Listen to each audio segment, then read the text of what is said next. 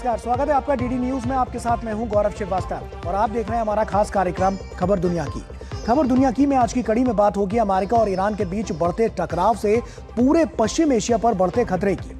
साथ ही बात होगी पाकिस्तान अधिकृत कश्मीर में बिगड़ते हालातों की, जहां महंगाई, बिजली संकट और बेरोजगारी के खिलाफ शुरू हुआ आंदोलन अब पाकिस्तान सरकार और सेना के खिलाफ बड़े जन आंदोलन का रूप लेता जा रहा है। वहीं साथ ही होगी अन्य अंतर्राष्ट्रीय भी खबरें। तो आइए शुरुआत करते हैं इस खास कार्यक्रम की और सबसे पहले नजर डालते हैं हेडलाइंस पर।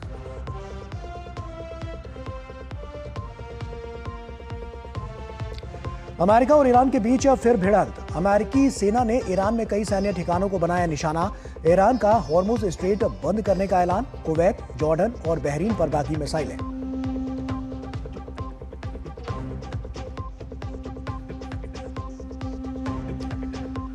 भारत ने ओमान तट पर भारतीय दल वाले विदेशी जहाज पर हमले की कड़ी निंदा की। अमेरिकी राजनयिक को तलब कर जताया कड़ा विरोध। भारतीय नाविकों की सुरक्षा को बताया सर्वोच्च प्राथमिकता। हमले में 3 की मौत की पुष्टि।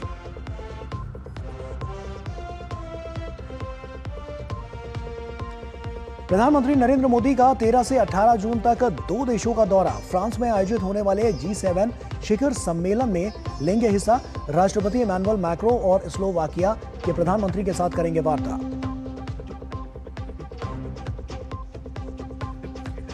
ब्रिटेन के प्रधानमंत्री कीर स्टारमर को बड़ा झटका। रक्षा मंत्री जॉन हीली ने दिया इस्तीफा। स्टारमर को पत्र लिखकर सुरक्षा के लिए जरूरी सरकारी संसाधन उपलब्ध न कराने का लगाया आरोप।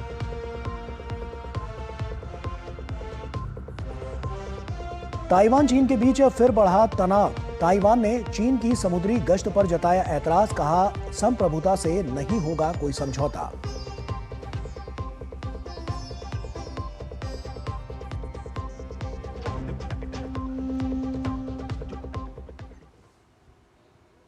और आइए अब शुरुआत करते हैं। अमेरिका और ईरान के बीच बढ़ता टकराव अब पूरे पश्चिम एशिया की स्थिरता के लिए बड़ा खतरा बनता जा रहा है। दोनों देशों के बीच लगातार दूसरे दिन भी जवाबी हमले हुए हैं, जबकि हॉर्मुज को लेकर बढ़े तनाव ने वैश्विक तेल आपूर्ति और समुद्री व्यापार पर चिंता बढ़ा दी है। इस बीच कूटनीतिक प्रयास भी जारी हैं, लेकिन हालात कितने गंभीर है इसका अंदाजा इसी बात से लगाया जा सकता है कि ओमान तट के पास एक भारतीय तेल टैंकर भी इस संघर्ष की चपेट में आ गया है। आइए देखते हैं अमेरिका ईरान तनाव पर हमारी ये खास रिपोर्ट।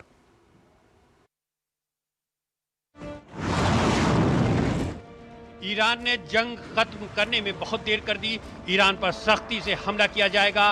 राष्ट्रपति डोनाल्ड ट्रंप की इस चेतावनी के बाद अमेरिका ने ईरान पर धावा बोल दिया। ये लगातार दूसरा दिन है जब दोनों देशों ने एक दूसरे पर बम बरसाए हैं। अमेरिकी सैन्य कमान ने कहा कि आत्मरक्षा के तहत कई ठिकानों पर हमला कर ईरान की सैन्य निगरानी क्षमता, कम्युनिकेशन सिस्टम और एयर डिफेंस साइट्स को निशाना बनाया गया। अमेरिकी सेना के अनुसार ये कार्रवाई ईरान की लगातार और बिना उकसावे वाली आक्रामक गतिविधियों के जवाब में की गई है। ये जवाबी हमलों की बढ़ती कड़ी का हिस्सा है कि अप्रैल में हुए एक नाजुक युद्ध विराम पर फिर से संकट छा गया है। ईरान के केशम द्वीप पर भी धमाकों की आवाजें सुनी गई हैं। इसके अलावा बंदर अब्बास और सिरिक समेत कई अन्य शहरों में भी धमाके की खबरें हैं। इन हमलों के बाद ईरान ने हॉर्मुज स्ट्रेट को हर प्रकार के जहाज के लिए पूरी तरह बंद करने की घोषणा कर दी है। साथ ही ईरान ने 2 जहाजों पर भी हमले का दावा किया है। हालांकि अमेरिका ने इस दावे को खारिज कर दिया है। सेंटकॉम ने स्पष्ट किया है कि हॉर्मुज पूरी तरह बंद नहीं हुआ है और व्यावसायिक जहाज अब भी इस मार्ग से आ जा रहे हैं। इसके अलावा जवाबी कार्रवाई में ईरान ने बहरीन, जॉर्डन और कुवैत पर भी मिसाइलें बरसाई हैं। इन देशों में अमेरिका के 18 सैन्य ठिकानों को निशाना बनाने और तबाह करने का दावा किया है। हालांकि इन देशों की तरफ से हमले को पूरी तरह विफल बनाने का दावा किया गया है। इस बीच ईरान ने अमेरिका को चेतावनी देते हुए कहा है कि इन हमलों के बाद अब सीज फायर का कोई मतलब नहीं रह जाता है। ईरान के विदेश मंत्रालय ने गुरुवार को कहा कि इन हमलों के कारण क्षेत्र में तनाव खतरनाक स्तर तक बढ़ गया है। अब जो भी स्थिति पैदा होती है उसकी जिम्मेदारी अमेरिका की होगी। हालांकि मीडिया रिपोर्टों में इन हालात के बावजूद बातचीत का सिलसिला जारी रहने का दावा किया जा रहा है। रॉयटर्स के मुताबिक अमेरिका और ईरान के बीच जब्त हुए ईरानी फंड को जारी करने के तरीकों पर बातचीत चल रही है। बातचीत का सबसे अहम मुद्दा विदेशी बैंकों में फंसे ईरान के तेल राजस्व को जारी रखना है। ईरान चाहता है कि उसे तुरंत 6 अरब से 12 अरब डॉलर तक की रकम मिल जाए, जबकि अमेरिका उसका इस्तेमाल मानवीय जरूरतों तक सीमित रखने के पक्ष में है। इस बीच कतर का एक प्रतिनिधिमंडल ईरान के अधिकारियों के साथ बातचीत के बाद रवाना हो गया है। बताया जा रहा है कि ये बातचीत अमेरिका के साथ तालमेल बिठाकर की गई है। उधर ओमान तट के करीब एक भारतीय दल वाले विदेशी टैंकर MT मैरिवक्स अमेरिकी कार्रवाई में बुरी तरह क्षतिग्रस्त हो गया। भारत ने अमेरिकी राजनयिक को तलब कर इस पर कड़ा विरोध दर्ज कराया है। भारत ने अपने नाविकों की सुरक्षा को सर्वोच्च प्राथमिकता बताया है। केंद्रीय मंत्री सर्बानंद सोनोवाल ने इस हमले में लापता माने जा रहे 3 लोगों की मौत की पुष्टि की है। उनके शव मिल गए हैं और उनकी पहचान भी कर ली गई है।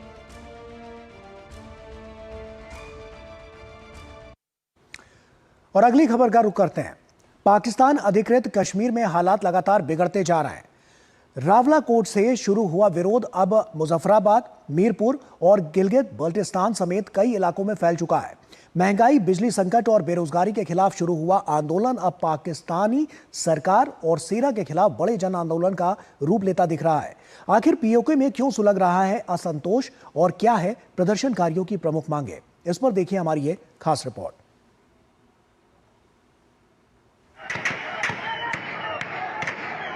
पाकिस्तान अधिकृत कश्मीर की सड़कों पर लाशें गिर रही हैं, लेकिन आम लोगों के विद्रोह का जज्बा और हौसला टूट नहीं रहा है। पीओके के रावलाकोट में उमड़ा ये जन समुद्र कोई मामूली विरोध प्रदर्शन नहीं, बल्कि मुनादी है पूरे क्षेत्र की आज़ादी की, पाकिस्तानी सेना के दमन के खिलाफ आखिरी यलगार की। ये हुंकार है बंदूक की नोक पर थोपी गई गुलामी की मियाद अब खत्म हो चुकी है।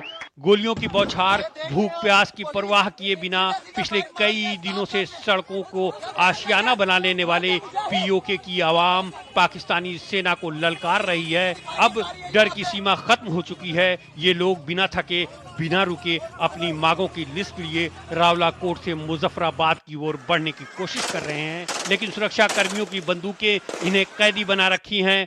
अब तक 1 दर्जन से अधिक लोगों के मारे जाने की खबर है, जबकि सैकड़ों लोग घायल हो चुके हैं। हालांकि मरने वालों का असल आंकड़ा क्या है, इसे लेकर कोई जानकारी सामने नहीं आई है।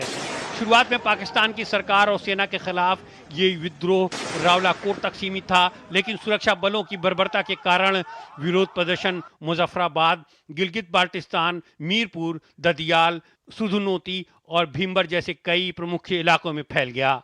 विद्रोह प्रदर्शन का नेतृत्व करने वाले नागरिक अधिकार समूहों, व्यापारियों, राजनीतिक कार्यकर्ताओं और सामाजिक धार्मिक संगठनों का ये व्यापक गठबंधन ज्वाइंट अवामी एक्शन कमेटी यानी JAC को आतंकवादी विरोधी कानून के तहत प्रतिबंधित कर दिया गया है। इसके बाद प्रशासन संगठन को बलपूर्वक कुचलने में जुट गया है। अब तक सैकड़ों कार्यकर्ताओं को काल कोठरी में ठूंस दिया गया है। प्रमुख नेताओं पर राजद्रोह के मुकदमे दर्ज कर उनकी गिरफ्तारी पर इनाम घोषित कर दिया गया है। इसके साथ ही क्षेत्र में इंटरनेट और मोबाइल सेवाएं भी 12 जून तक बंद कर दी गई हैं, ताकि क्षेत्र की जानकारी बाहर ना जा सके। आंदोलन शुरुआत में बढ़ती महंगाई, आसमान छूते बिजली के बिलों और सरकार की कर नीतियों के खिलाफ था। क्षेत्र में लंबे समय से आटे की तस्करी और सब्सिडी वाले गेहूं की भारी कमी चल रही है। अब यह आंदोलन केवल बुनियादी जरूरतों तक सीमित नहीं है, बल्कि ये संसाधनों के गलत आवंटन, बेरोजगारी और प्रशासन में जवाबदेही की कमी के खिलाफ एक व्यापक विद्रोह बन गया है। स्थानीय लोग निर्णय लेने की प्रक्रिया में अधिक पारदर्शिता और सार्वजनिक भागीदारी की मांग कर रहे हैं। पीओके में सुरक्षा बलों की क्रूरता और भड़की हिंसा पर भारत सहित अंतर्राष्ट्रीय स्तर पर कड़ी प्रतिक्रियाएं सामने आई हैं। भारत ने इसकी सख्त निंदा करते हुए अंतर्राष्ट्रीय समुदाय से इन अत्याचारों और मानवाधिकार उल्लंघनों के लिए पाकिस्तान को जवाबदेह ठहराए जाने की अपील की है। एमनेस्टी इंटरनेशनल ने इस पूरी कार्रवाई को मानव अधिकारों का खतरनाक पतन बताया है।